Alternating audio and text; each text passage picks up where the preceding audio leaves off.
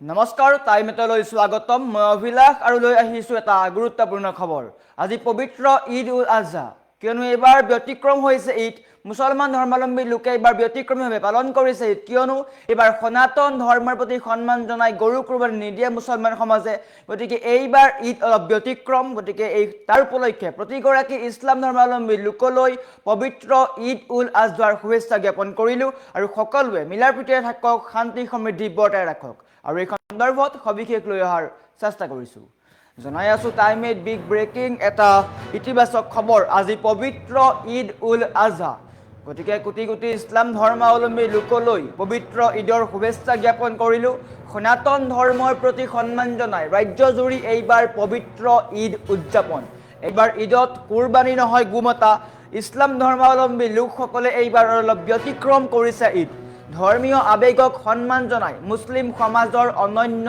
উদাৰতা আপুনিও কমেণ্ট কৰি ঈদৰ শুভেচ্ছা জ্ঞাপন কৰক সংযম আৰু খাতাম পুৰুষীয়া চেনেহেৰে পালন কৰা হৈছে ঈদ উল আজহা অসমীয়া সমাজৰ একতাৰ এনাজৰী সুদৃঢ় কৰি পবিত্ৰ ঈদৰ উলক গতিকে কোটি কোটি মুছলমানলৈ এটা ভাল খবৰ সনাতন ধৰ্মৰ পৰম্পৰা সন্মান জনাই ৰাজ্যবাসীক ঈদৰ শুভেচ্ছা মুছলমান সমাজৰ সকলো শ্ৰেণীৰ ৰাইজলৈ সুখ শান্তি আৰু সমৃদ্ধিৰ আন্তৰিক কামনা কৰা হৈছে আৰু আজি এটা পবিত্ৰ দিন ইছলাম ধৰ্মাৱলম্বী লোকসকলৰ কাৰণে এটা আটাইতকৈ পবিত্ৰ দিন আৰু এই পবিত্ৰ দিনটো এইবাৰ অসমত অলপ ব্যতিক্ৰম হৈছে অসমৰ সকলো ইছলাম ধৰ্মাৱলম্বী লোকে এইবাৰ বকৰীদ বা ঈদ উল আজহা অলপ ব্যতিক্ৰমভাৱে পালন কৰিছে সনাতনসকলৰ বা সনাতন ধৰ্মৰ প্ৰতি সন্মান জনাই এইবাৰ অলপ ব্যতিক্ৰম কৰিছে ঈদ উল আজহা গতিকে কোটি কোটি ইছলাম ধৰ্মাৱলম্বী লোকলৈ পবিত্ৰ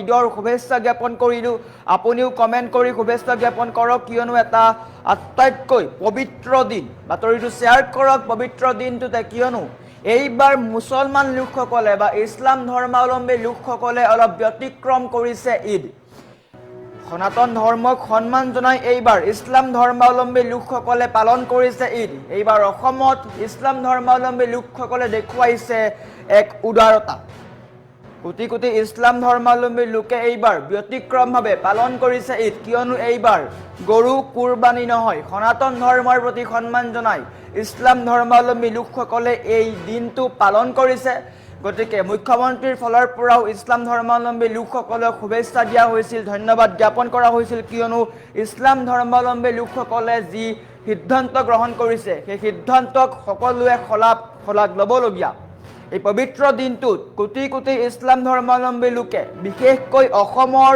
মুছলমান লোকসকলে সম্প্ৰীতিৰ অনন্য নিদৰ্শন দেখুৱাইছে গতিকে এই পবিত্ৰ দিনটোতে কোটি কোটি ইছলাম ধৰ্মাৱলম্বী লোকলৈ পবিত্ৰ ঈদ উল আজহাৰ শুভেচ্ছা জনালোঁ আপুনিও কমেণ্ট কৰি শুভেচ্ছা জনাব পাৰে কিয়নো ইছলাম ধৰ্মাৱলম্বী লোকসকলে এইবাৰ অলপ ব্যতিক্ৰম কৰিছে পবিত্ৰ ঈদ সম্প্ৰীতিৰ অনন্য নিদৰ্শন দেখিবলৈ পোৱা গৈছে ভাতৃত্ববোধৰ বাৰ্তা দিছে ইছলাম ধৰ্মাৱলম্বী লোকসকলে কিয়নো এইবাৰ তেওঁলোকে খাতাম পুৰুষীয়া পৰম্পৰাক বৰ্জন কৰিছে তেওঁলোকৰ যি পৰম্পৰা আছিলে সেই পৰম্পৰা সনাতন ধৰ্মৰ কাৰণে বৰ্জন কৰিছে এক উদাৰতা ভাৱ দেখুৱাইছে গতিকে কোটি কোটি মুছলমানসকলক ইয়াৰ বাবে ধন্যবাদ দিব লাগিব সকলোৱে ধন্যবাদ দিছে এই পবিত্ৰ দিনটোৰ সকলোৱে ধন্যবাদ জ্ঞাপন কৰিছে গতিকে আপুনিও এই পবিত্ৰ দিনটোৰ শুভেচ্ছা জ্ঞাপন কৰক ধন্যবাদ জ্ঞাপন কৰক আৰু এই পবিত্ৰ দিনটোত যাতে সকলোৰে জীৱন সুখময় হয় আনন্দময় হয় সকলোৰে জীৱনলৈ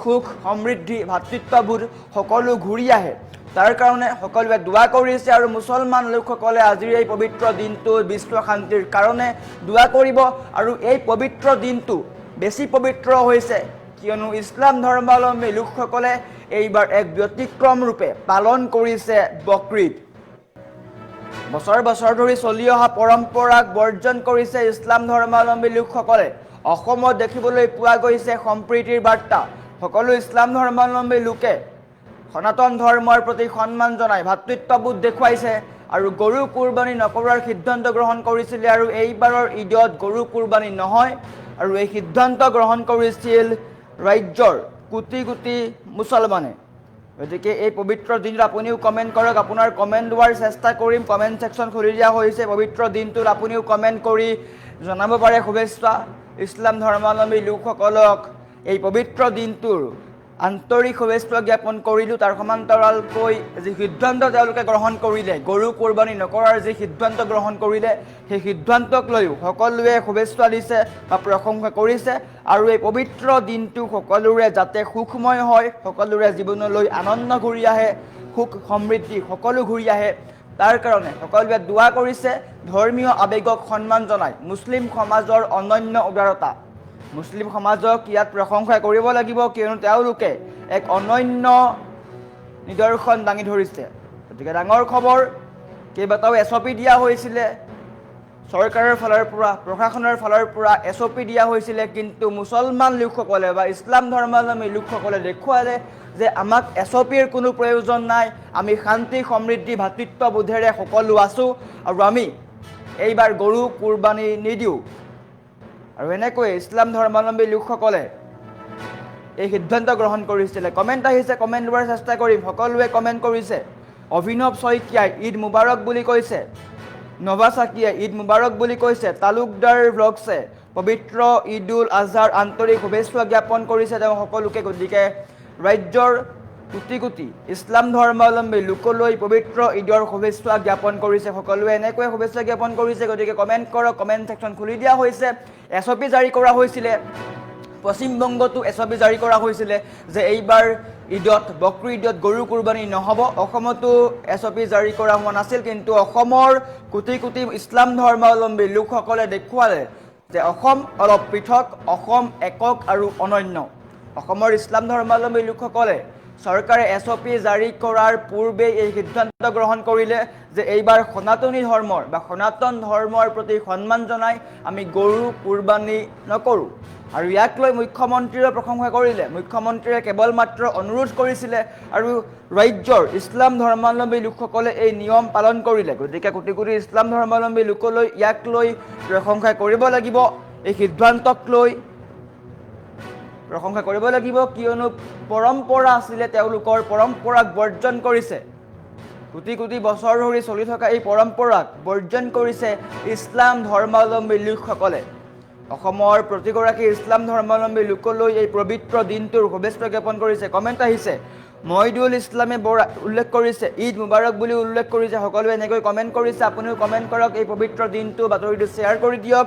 সকলোৰে জীৱন সুখময় হওক, এই পবিত্ৰ দিনটোত সকলোৰে জীৱনলৈ শান্তি ঘূৰি আহক আৰু সকলোৱে যাতে এক নতুন বাৰ্তা লাভ কৰে। দিগন্ত চাংমায়ে উল্লেখ কৰিছে, ঈদ মুবাৰক বুলি উল্লেখ কৰিছে। দিগন্ত চাংমায়েও ঈদৰ শুভেচ্ছা জ্ঞাপন কৰিছে। সকলোৱে এনেকৈ শুভেচ্ছা জ্ঞাপন কৰিছে, আপুনিও শুভেচ্ছা জ্ঞাপন কৰক। নুৰ আহমেদে ঈদ মুবাৰক বুলি উল্লেখ কৰিছে।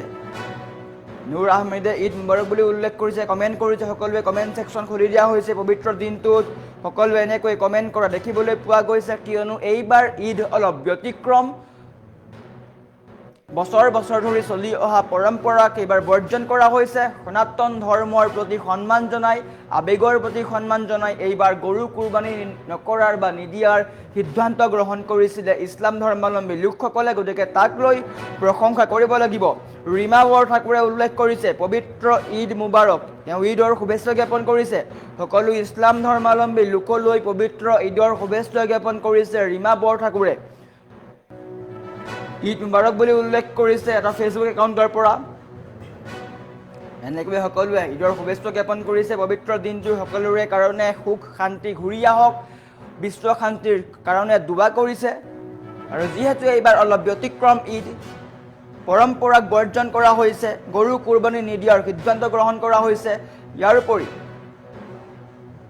মুন্না বৰভূঞাই ঈদ মুবাৰক বুলি উল্লেখ কৰিছে। শংকৰ দাসে ঈদ মুবাৰক বুলি উল্লেখ কৰিছে। ছবিউৰ আহমেদে ঈদ মুবাৰক বুলি উল্লেখ কৰিছে। সকলোৱে এনেকৈ কমেণ্ট কৰা দেখিবলৈ পোৱা গৈছে। সকলোৱে নিজৰ ভাতৃত্ববোধ, সম্প্ৰীতিৰ এনাজৰীয়াল মজবুত বা টনকিয়াল কৰিছে। আৰু পবিত্ৰ দিনটো দেখিবলৈ পোৱা গৈছে অসমত এই বিশেষ বাৰ্তা, অসম পৃথক আৰু অনন্য। হিমন্ত বিশ্ব শৰ্মায়ো এই ক্ষেত্ৰত পোষ্ট কৰিছিলে যে অসম একক আৰু অনন্য। সকলো হিন্দু মুছলমান সকলো একেলগে থাকে, একেলগে বাস কৰে, শান্তি সম্প্ৰীতিৰে অসমত থাকে। গতিকে প্ৰতিগৰাকী ইছলাম ধৰ্মাৱলম্বী লোকলৈ পুনৰ এবাৰ পবিত্ৰ ঈদৰ শুভেচ্ছা জ্ঞাপন কৰিছোঁ।